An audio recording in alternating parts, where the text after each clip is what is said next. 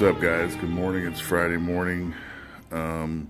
So forever since I ordered my grill insert, it's been bugging me that I actually ordered the wrong one that didn't have the bow tie on it. And that was shit. It's been over a year now since I had that insert on the truck.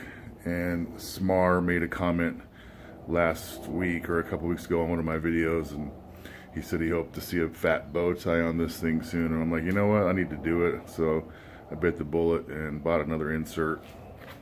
And this one comes with the actual bow tie. So it looks a lot better. It looks like it breaks up the grill a little bit. Plus it's a Chevy. He needs to have it on there.